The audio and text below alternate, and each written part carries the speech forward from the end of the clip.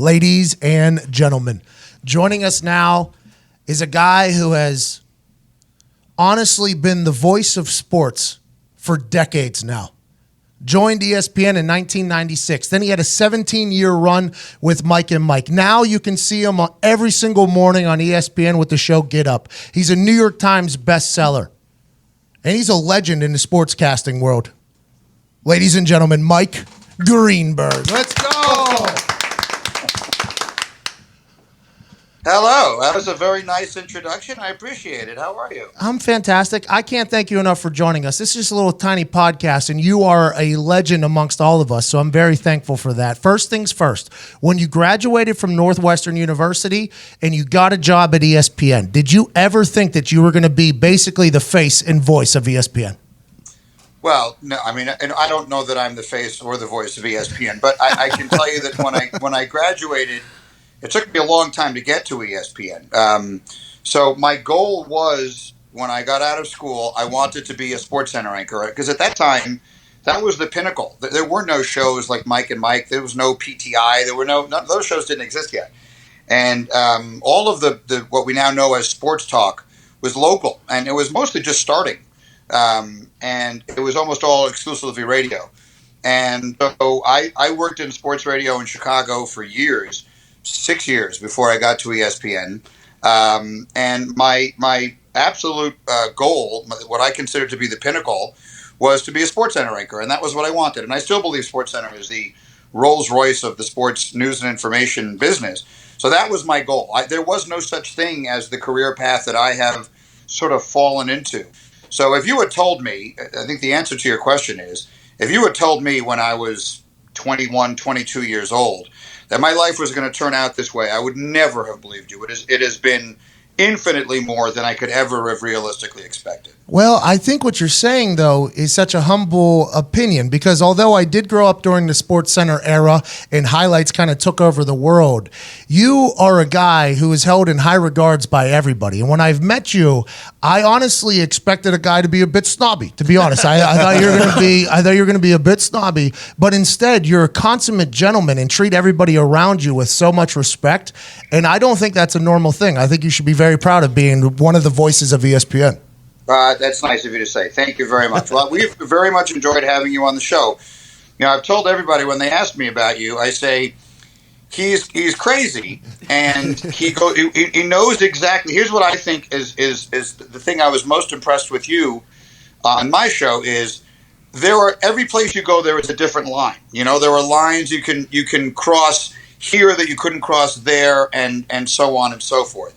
And I think you immediately understood where you could reasonably go on a show like mine and where you should not go past. And I think that the fact that you picked that up so quickly, sort of eased whatever nervousness any of us had about having you there. And so now you have an open invitation, and it has always been a lot of fun. And I know that I told you this, but I thought that you just were magnificent at the NFL draft. I thought that was extraordinarily well done. I know that we exchanged notes briefly after that, but I thought that was absolutely sensational. Well, that means a lot coming from you. I appreciate it. Anytime I get a chance to be in a pre-show meeting with you, I very much understand that I am among some of the greatest humans to ever get on TV. Do you feel an obligation every single morning to deliver magic? And I say that because I was in a situation on your show that kind of wrapped it up that involved race debate. It involved a lot of things. Do you ever feel like an obligation to make sure that everybody gets their point across and it's fair and balanced coverage on your show? Yes, for sure. I mean, well, those are a couple of different things. So starting with this, if you're nice enough to come and appear on my show, the only person who is on my show every single day is me.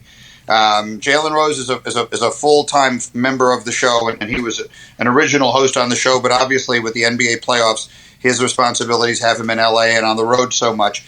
And then the rest of the cast is just constantly revolving. We have some people who are more regular than others, but by and large, everyone who appears with me is a guest.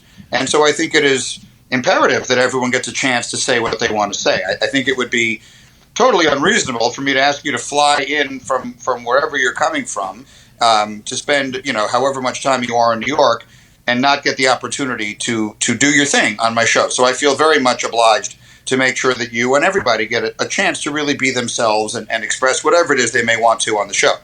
Now, as far as balance and all the rest of that, yes, I think that I'd like to think that I'm an open-minded person, which is to say, I think a truly open-minded person is open to hearing everyone's perspective on everything and always willing to have my mind changed on almost anything. I remember Max Kellerman once said, we were in like a disagreement about something, and he said, I love debating because either I prove how smart I am or I learn something.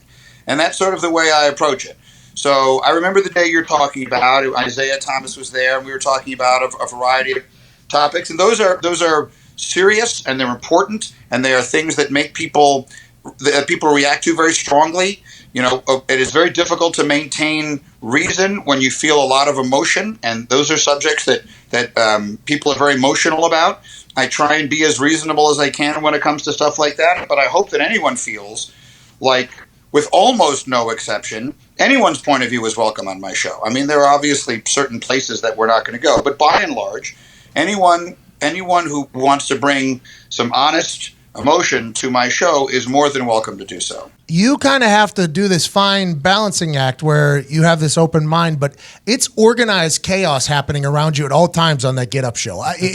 There's notes being sent in. We're going to this, we're doing this, and then on the fly, new things are being said. It's incredible watching you work. I want to let you know that's the one thing I very much have noticed since doing that show is just watching you balance and kind of handle the chaos that's happening all around you during that show is the most impressive thing that I've got a chance to watch. And it's like whenever you watch a maestro conduct an orchestra or a painter paint, it's like something next level. Honestly, watch, because you got notes flying into you. You got this happening. You got this happening. This person wants to say this. You kind of got to balance it all. And it's so impressive. With that being said, Get Up is your show.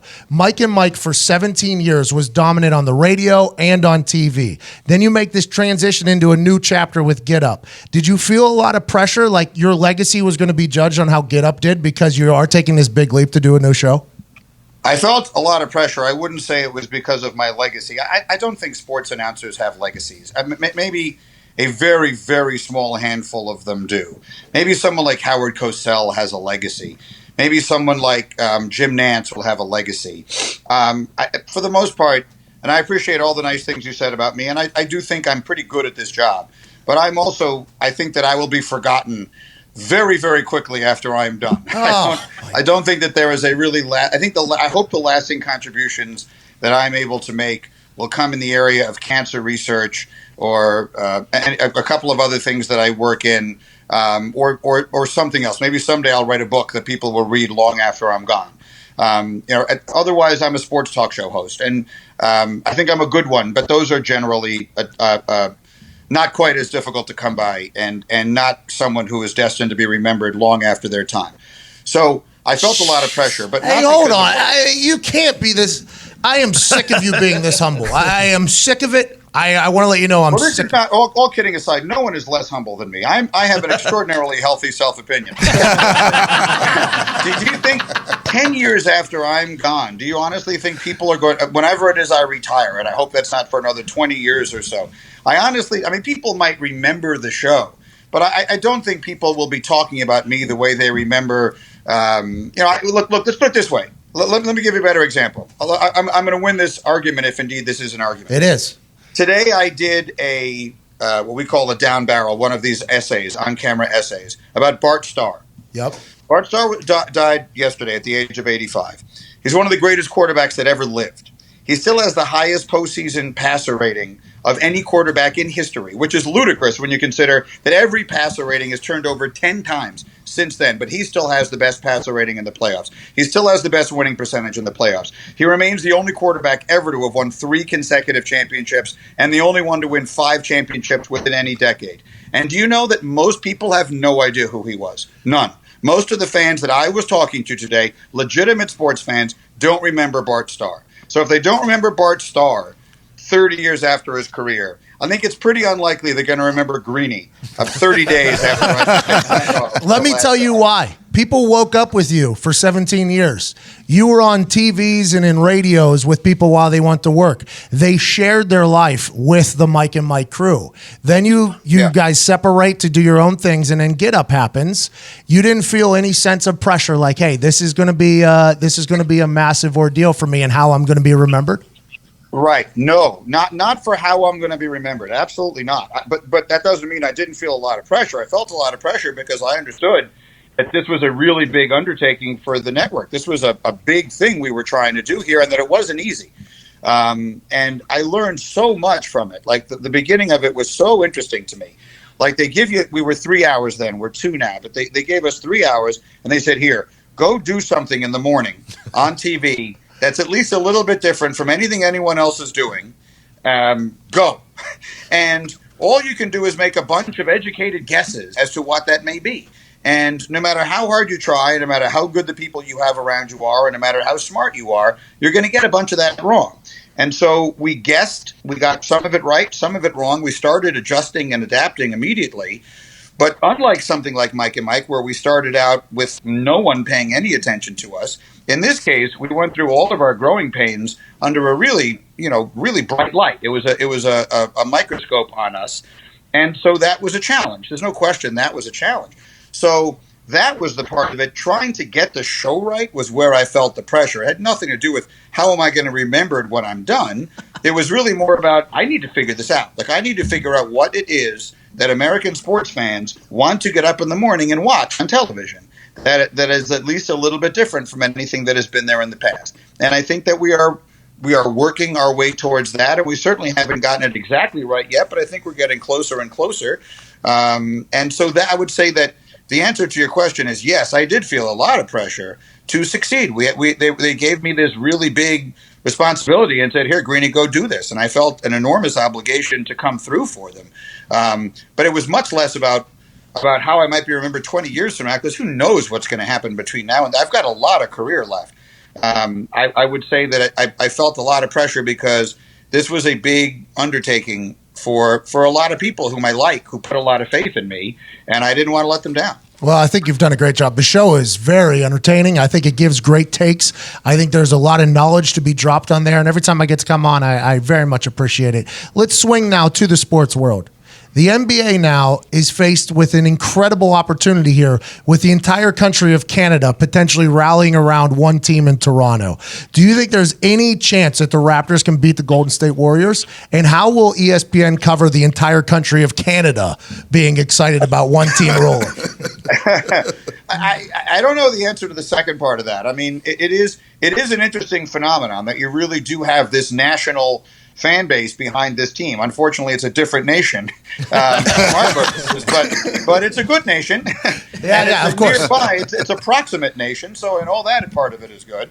So I think that's good. I think the Raptors being in there are good. I, for one, am kind of excited to see some new blood and some new faces in there. The Warriors and the Cavs, 4 straight years, obviously it was great, and I do think the postseason missed LeBron to a significant degree. Mm-hmm. But I, as a fan of the sport all my life, am happy to see a new team in there and something different from what we've been seeing in the past.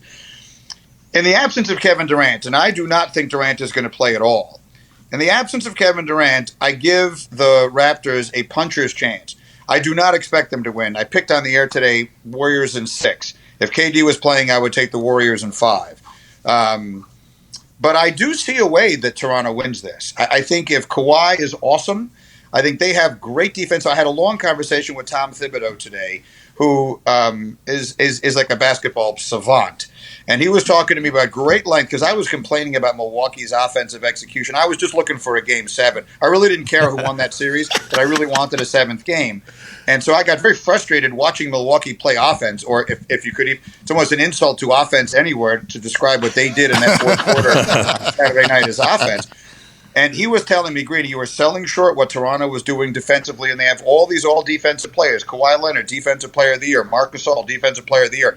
Pascal Siakam, outstanding defender. They have a bunch of really good defenders. So if they can make life a little bit more difficult for the Splash Brothers, guard on the perimeter a little bit, just take completely away anyone whose names are not Steph, Clay, or Draymond in that series, then yeah, they have home court advantage. I think they'll win one of the first two at home. So if I had to predict right now, I would predict they'll go back to Golden State 1-1.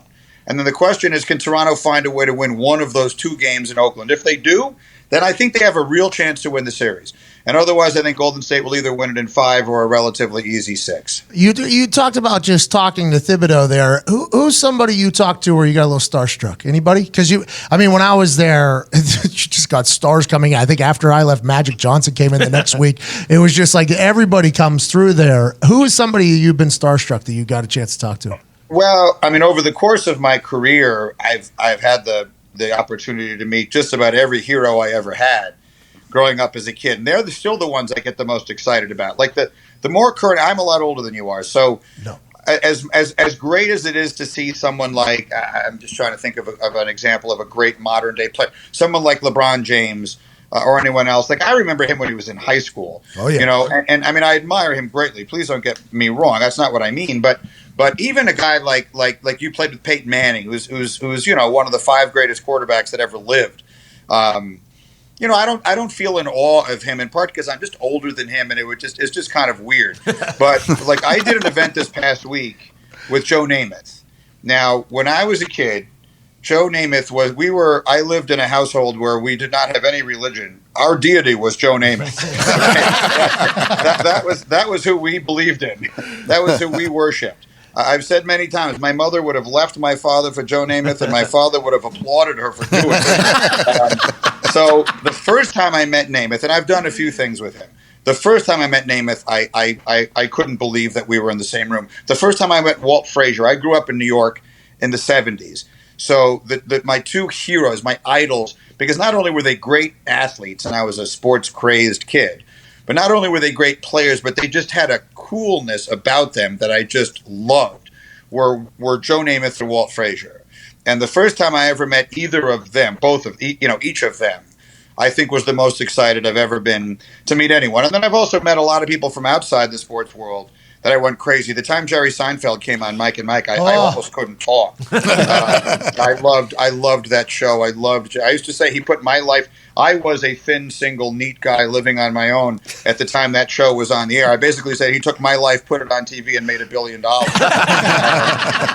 I loved him, and so when I met Jerry for the first time, I would say I was very starstruck.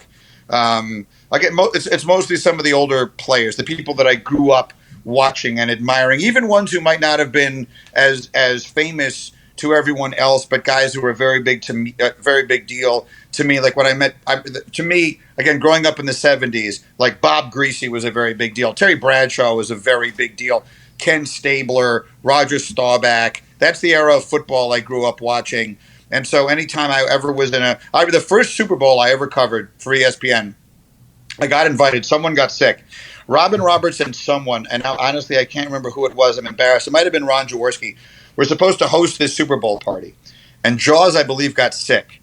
And so they asked me to fill in, to pinch hit. And this was the first year of Mike and Mike. I couldn't have been less famous, but I happened to be standing there. So they said, can you just come show up and introduce a few people with Robin? So I did.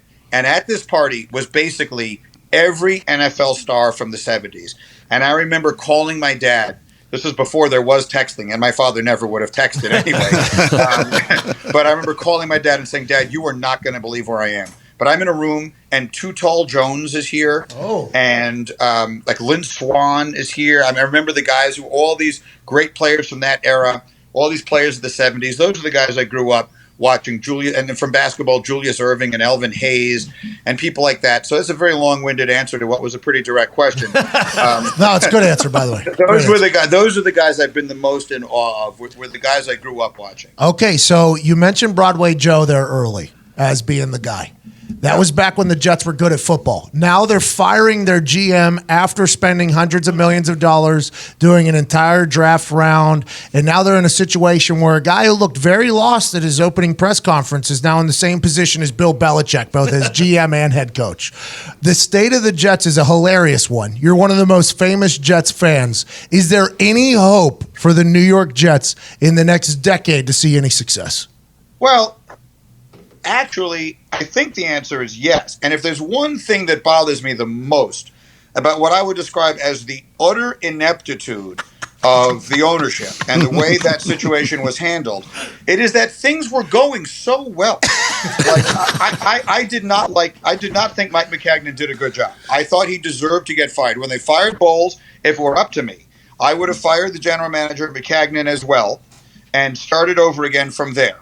Because this was the most important offseason the Jets have ever had in their entire franchise.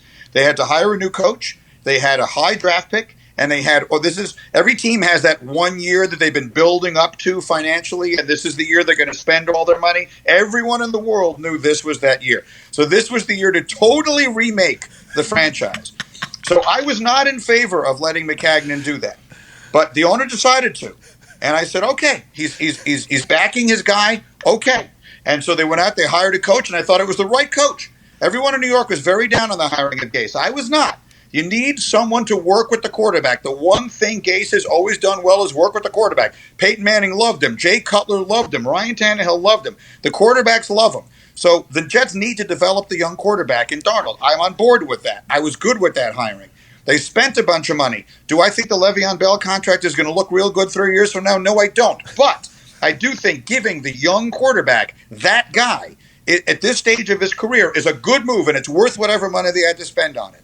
And then the draft, I think it fell to them, but I mean, they got the guy that almost everyone was telling me was the best player in the whole draft at number 3 in Quinnen Williams. You let the guy do the whole draft. I felt very optimistic. I felt like things were sort of going in a positive direction. So to then, 18 days later, do a deep dive and realize you have to fire your general manager this second is the most ridiculous thing I've ever heard of in my entire life.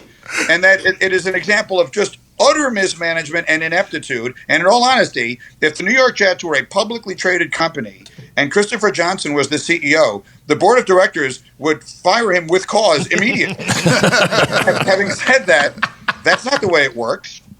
I still think once you sort of get past how awful that looked, that they're in a reasonably decent place. They have a guy who I think, and I'd be interested to hear if you agree, I saw a lot of signs from Sam Darnold last year that suggest to me he might be a really good player.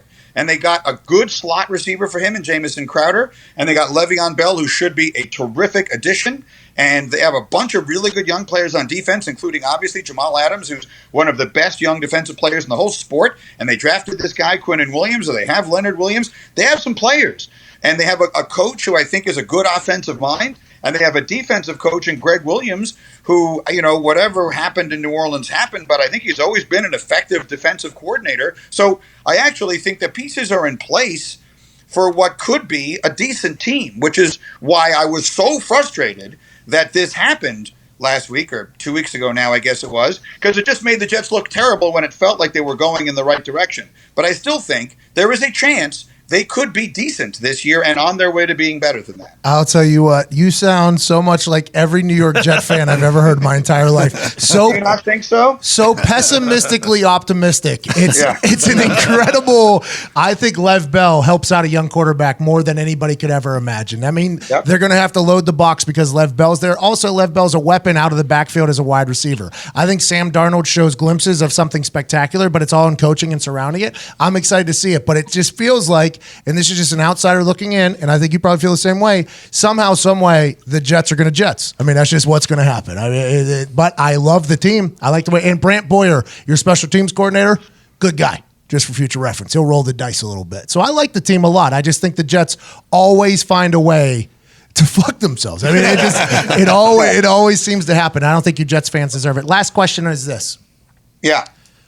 What is the end game for Mike Greenberg? You said you want to write another book that people will remember in 30 years from now. Do you want to executive produce a show that's whenever you're retired? Do you want to be on a call? Do you want to own the Jets? Do you want to GM a team? What is the end game? You want to be a professional golfer? You just got off the course today? Well, so you've just listed a bunch of options, many of which I would choose were they realistic. So if I could be a professional golfer, I would do that immediately. How is your game?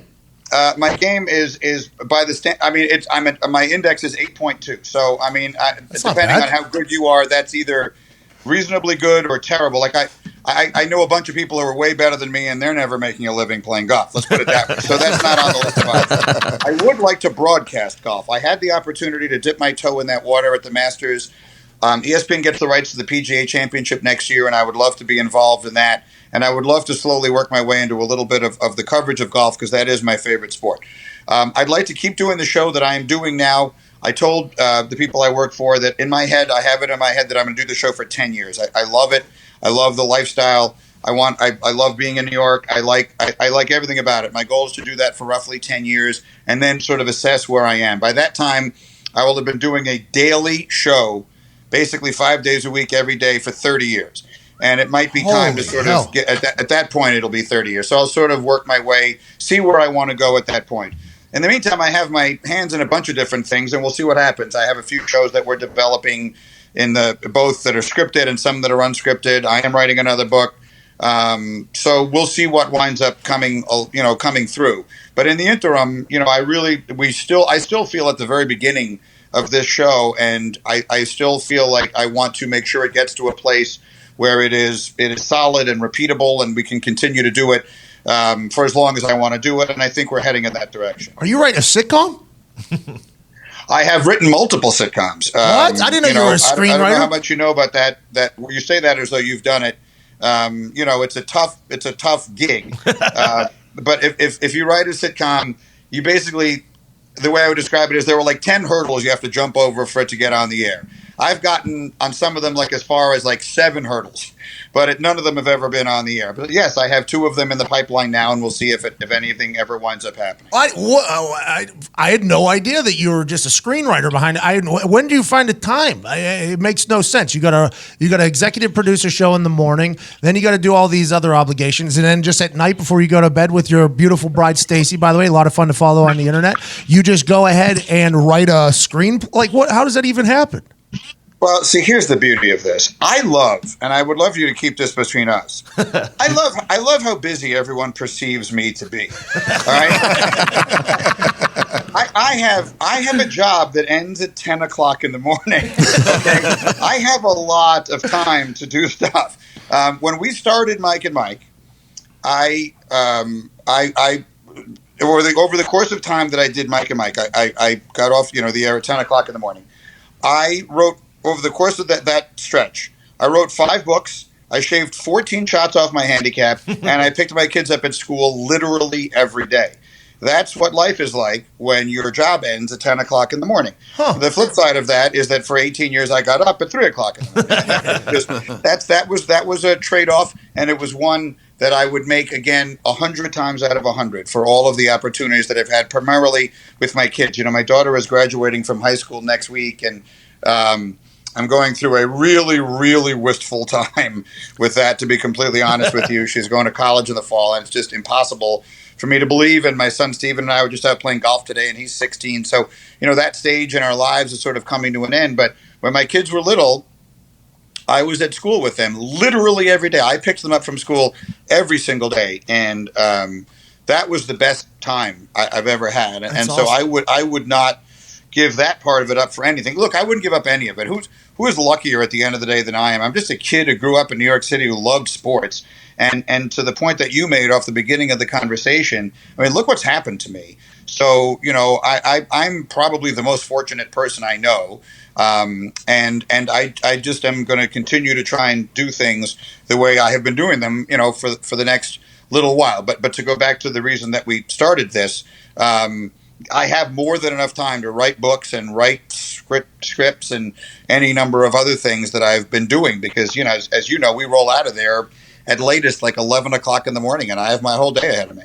Well, I want to let you know, it wasn't given. It's earned, Mr. Greenberg. You deserve every single part of it. And if there's any extra spots, for like bartender, bouncer, or anything you got going on at sitcom, I'd love to be cast. I'm just looking for it. You know what I mean? But you know what? I could easily see there being a place for you in almost anything I get involved in. So let's stay in touch on that. Hey, you're the best. Good luck with that. Thank you so much for your hospitality on your show and for coming on here today. I know you don't do a lot of interviews because you're so busy all the time. I am so thankful. And you're the man, dude. Good luck with everything. Another 10 years of greatness. I can't wait to watch.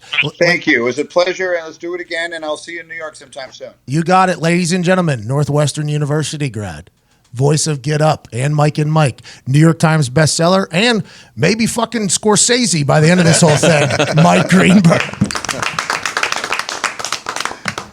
Thank you, man. Thank you very much. It was a pleasure. That was fun. So nice of you to do this. You're the best. I'm glad. I'm a pretty good golfer, by the way. What's that? I'm a pretty good golfer. You are. I'm guessing you are. All you football players are good golfers. What is your index? It depends. It can go anywhere from like a 13 to a 2. Depends on how I'm playing in the day. Well, the next time you're in town, let's go. I play at Bayonne. It's a fun place to go, and it's easy to get to from our studio. So the next time you come do the show, we'll go right from the set. All right, I'll bring my clubs. I appreciate you, man. All right, man. Good to talk to you. You too. Congrats to your daughter graduating high school. Oh, Jesus. She graduates a week from Thursday. I'm never going to live through this experience. I'm really not. College is going to be some wild times there to be a dad. I know. I'm just going to, she'll be fine. She's more than mature enough for this. It's me who's not. Empty nest is a real kick in the ass, man. I'll be excited to see you handle it. That's another thing you got to organize chaos that you deal with on a daily basis. You know what I mean? Watching those papers come into you, and then like we're live in 3 seconds. You go when? Or right now, and then we're live, and then you're reading, and then you're throwing. It is a talent, man. It's fun to watch. Thank you very much. I've been doing it a long time, so I guess somewhere along the line I figured it out. Hey, by the way, my last name McAfee. Yeah, I know I get it wrong every goddamn time. I don't know what it is. For some reason, I always want to say McCaffrey. I don't know why, and I obviously I know your name, and yet. Every single time I look at you, my inclination is to say McCaffrey, and yet somehow I almost think it's almost good. It's almost better. Yes. I don't know why, but for some reason I feel like it works in every way. Well, it works for me. It helps me tell the story better, and also my people on the internet respect it a lot more. And I might just change my name to McCaffrey, to be honest with you. All right, fellas. Thank you, Greeny. Take care, Pat. I'll see you. Yeah.